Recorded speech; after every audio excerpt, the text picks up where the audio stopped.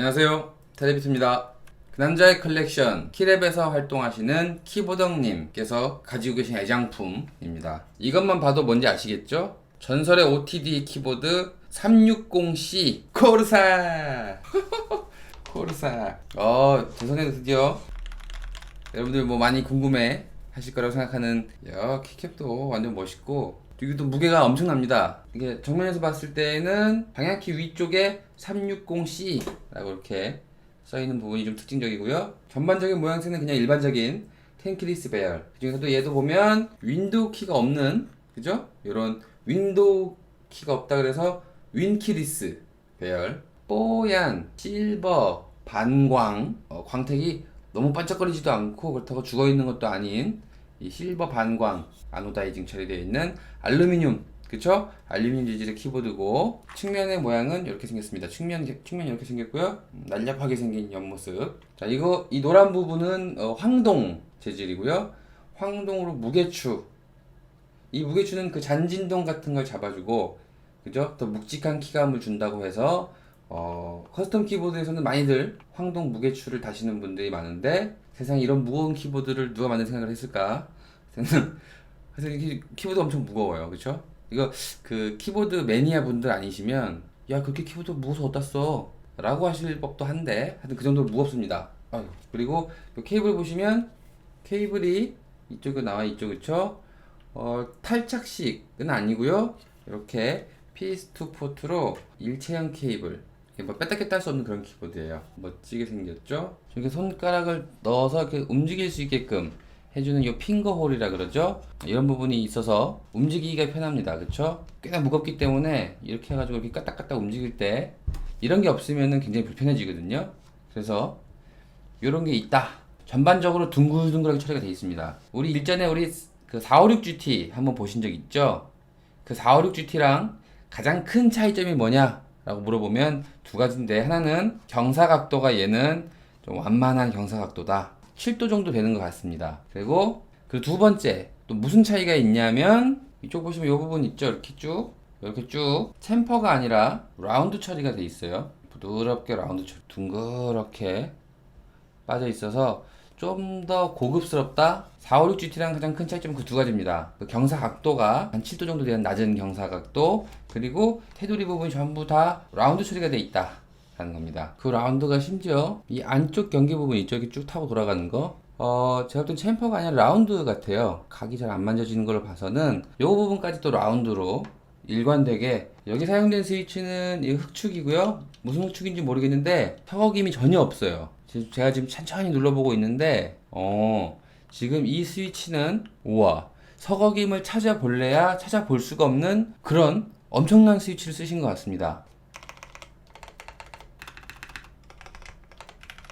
자, 여러분께서 궁금해하시는 그 키 소리를 한번 같이 들어보겠습니다. 마이크를 가까이 해서 여러분들께 소리를 제대로 전달하고자.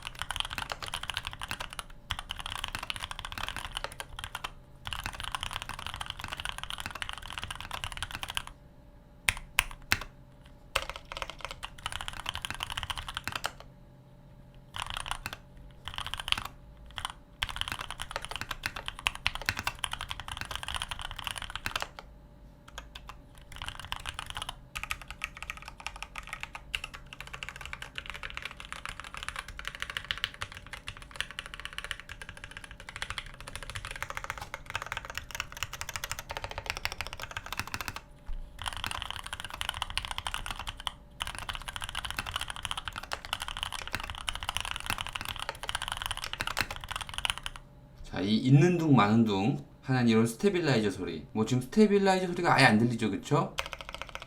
그런 철심 소리 같은 거, 차컹차컹 하는 소리, 그런 게 전혀 없고요.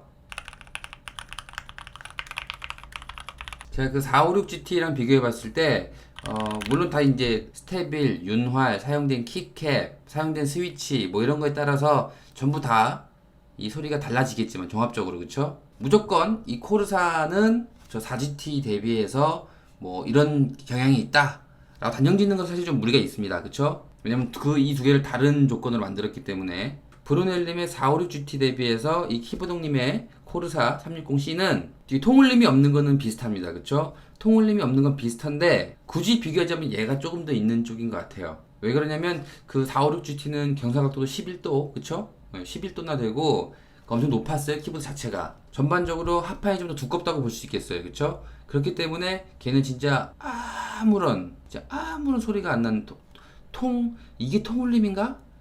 싶은 소리도 안 났는데 얘도 이걸 통울림이라고 부르긴 좀 어렵겠지만 이렇게 표현하고 싶어요. 키 소리의 볼륨이 456GT보다 한 칸 높다 정도? 456GT의 볼륨이 총 100 중에 5 정도 됐다면 얘는 한 100 중에 7? 8? 한 그 정도 되는 것 같아요. 일단 그 소리 자체가 우열을 가리기 힘들 정도로 둘 다 조용한데 얘가 조금 더 경쾌한 소리가 나는 것 같습니다. 발랄한 소리.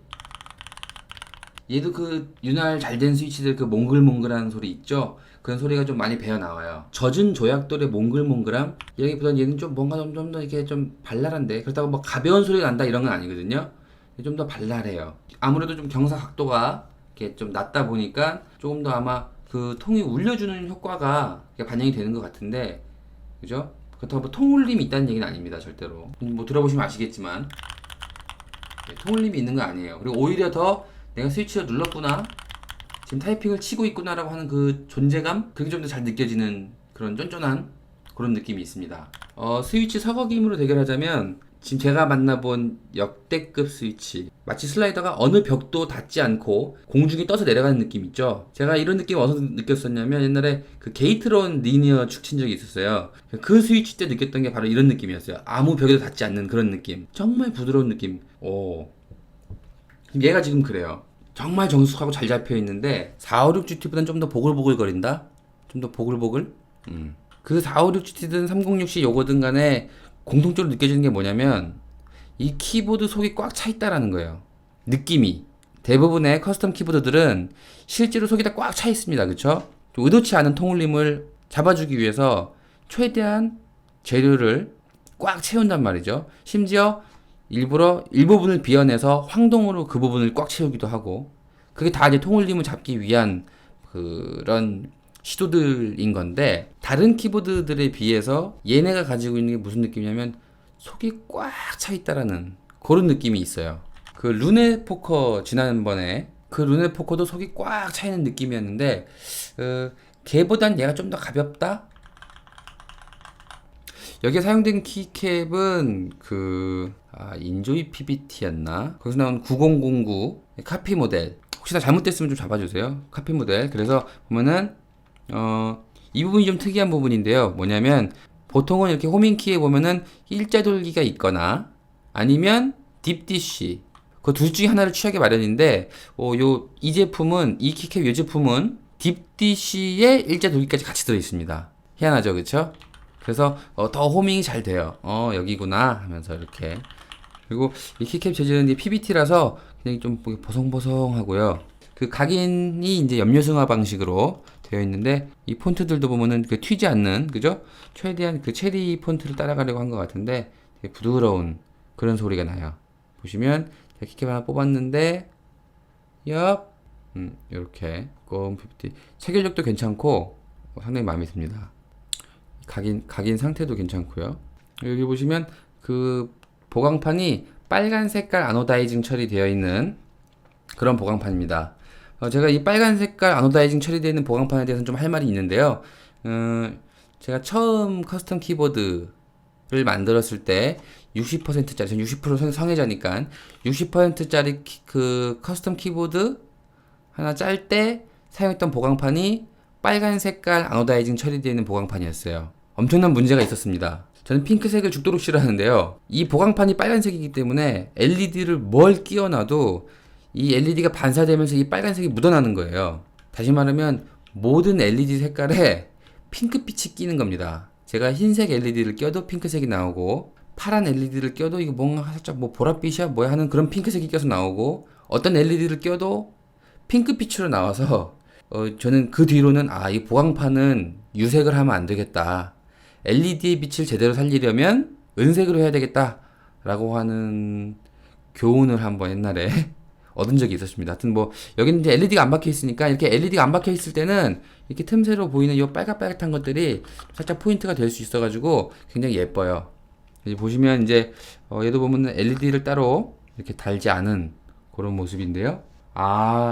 이것도 그렇구나. 이 스위치도 우리 그 지난번에 봤던 고구마구님 그 키보드처럼, 여기 보면은 그 유격 스티커라 그러죠? 유격 스티커가 똑같이 빨간색으로 되어 있어요. 그래서 그 고구마고님 거는 빨간 기판에 빨간 유격 스티커였는데 그래서 잘 안 보였었죠, 그쵸? 얘도 잘 안 보여요. 얘는 왜 그러냐면 빨간 보강판에 빨간 유격 스티커라 가지고 얘도 잘 안 보이네요. 같은 유격 스티커인가? 하여튼 그래서 제가 볼 땐 이 그 잘 잡혀 있는 달걀거림이 없는 그 소리는 아마 이 유격 스티커에서 기인하는 게 아닌가라고 하는 추측을 한번 해봅니다. 확실히 잡소리가 없어요.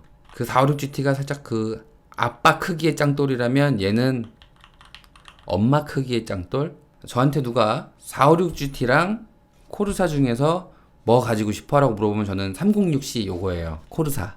그 이유는 일단 그 456GT는 좀 너무 높았어요. 그쵸? 제 취향에 안 맞는 자체 경사가 있었기 때문에 저는 이게 좀 제 취향이 아닌가 라는 생각입니다. 이 경사각도가 7도 정도 되는 게 아니라 일반적이죠. 그쵸? 여러분들 한영키 무슨 손가락으로 누르세요? 한영키? 저 한영키 엄지손가락으로 누르거든요. 이렇게 오른손 엄지로. 근데 이게 스페이스바가 길죠. 그쵸? 윈키디스라서 스페이스바가 길고 알트가 좀 더 이쪽으로 와 있습니다. 원래는 한 요만큼 정도에 와가지고 여기서 이렇게 이 부분쯤에 이제 한영키가 와 있는데 이거 윈키디스다 보니까 스페이스바가 좀 더 길어졌고요. 그리고 알트가 이게 여기 이쯤에 와 있죠. 그쵸? 그래서 이거 한영키를 누르려면 네 번째 손가락으로 누르는 게 제일 편해요. 제가 예전에 금벌레님께 한영키 무슨 손가락으로 누르시냐고 여쭤본 적이 있는데 오른손 네 번째 손가락으로 누르신다는 거예요. 그래서 왜 일부러 그렇게 해? 뭐하러 왜? 막 치다가 이렇게 해? 이게 돼?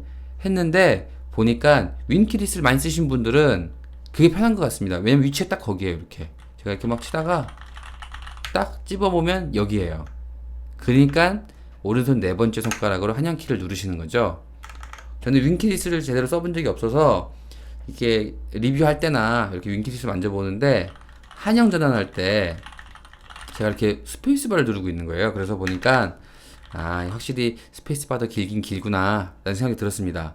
일반적인 스페이스바 사이즈 있죠? 윈키디스 말고 윈키가 있는 배열의 스페이스바 사이즈는 6.25 짜리고요. 이렇게 윈키 있는 건 7짜리입니다. 7. 단위는 U라고 보통 그러죠. 그쵸? 단위는 뒤에 U나 X를 붙여서 뭐 6.25U짜리다, 7U짜리다, 혹은 6.25X다, 7X짜리다 라고들 많이 표현하는데 그 U는 그냥 유닛의 U 아무거나 붙여놓은 거고 1U는 4분의 3인치 19.05mm 그쵸? 19.05mm 이 제가 좋아하는 요 틈 있죠? 요 틈? 이 틈이 굉장히 타이트합니다. 타이트해서 그게 살짝 뭐랄까 좀 짜임새 있다고 해야 되나? 이제 뭔가 헐렁헐렁하게 벌어져 있는 게 아니라 이렇게 짜임새 있어 보이는 느낌을 주고요. 그것 때문에 좀 더 탄탄해 보인다? 라는 인상을 받으실 수 있을 것 같아요. 일단 무거우니까 야 비싸겠다. 그죠? 그런 느낌이 좀 드는 게 좀 있습니다. 그리고 한 가지 또 보여드리고 싶은 건 456GT 때도 그랬는데 언급을 못하고 넘어갔던 부분이에요. 이거 보시면 상판과 하판의 경계가 보이죠. 그쵸? 그 경계를 기준으로 위나 아래에 보면은 살짝 광택이 다른 것을 보실 수가 있습니다. 위가 좀 더 탁하고 밑에 좀 더 밝죠. 그쵸? 이거는 뭐 어쩔 수 없는 거예요. 어떤 분들은 이거 굉장히 좀 끔찍하게 싫어하시더라고요. 톤의 차이가 있다는 둥. 근데 이게 뭐 어쩔 수 있는 부분이 아닙니다. 이게 갑자기 좀 말이 길어졌습니다. 하여튼간에 심지어 얘도 톤 차이는 있다. 실버지만 456GT의 단점으로 제가 꼽았던 그 손톱 자국 있죠? 그거는 이제 얘는 없어요. 이 표면보다 더 고른 게 있었죠. 그쵸? 이거는 샌딩을 친 거야 만 거야?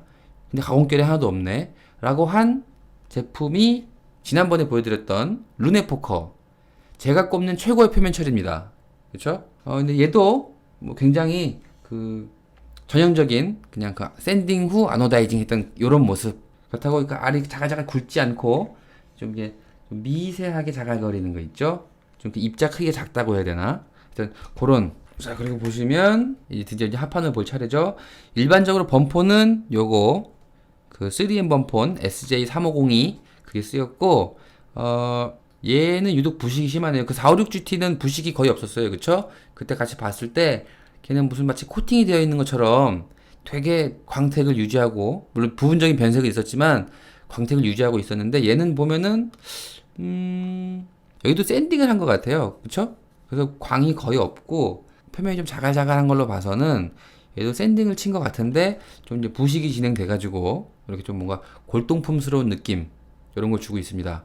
저는 이 부식이 나쁘다고 생각 안 해요. 얘도 보면 냄새가 별로 안 나네. 지금 방금 제가 냄새를 한번 맡아봤는데 얘도 좀 별로 이렇게 신기하네. 얘도 냄새가 별로 안 나요. 그 우리 그 살라만다 있죠? 걔는 새 거라 그런가? 동전 냄새가 났거든요. 근데 얘는 오히려 456 GT보다도 더 냄새가 안 납니다. 이거 신기하네. 그리고 냄새에서 같은 간에 코르사가 이겼어요.